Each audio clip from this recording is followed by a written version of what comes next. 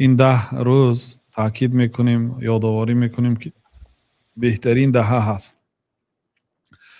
الله تعالی در قرآن میگوید که واذکروا الله فی ایام معلومات. الله تعالی را در روزهای معلومات، در روزهای معلوم ذکر کنید. هر روز هم ذکر کنید. یا ایها الذین آمنوا اذکروا الله ذکرا کثیرا. ای آنهایی که ایمان آوردید الله تعالی را بسیار ذکر کنید. فرمان است. الله تعالی را بسیار ذکر کنید.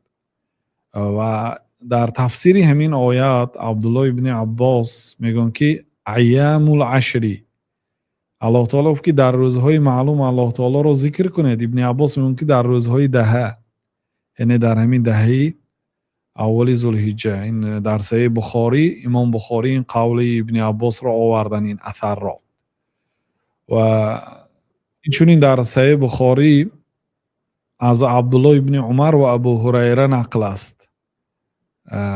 اینا دو کس راوی های اسلام، ابو هریره رقم 1، ابن عمر رقم 2. یعنی از همه بسیار حدیث روایت کرده که ابو هریره، دویمش عبدالله ابن عمر است.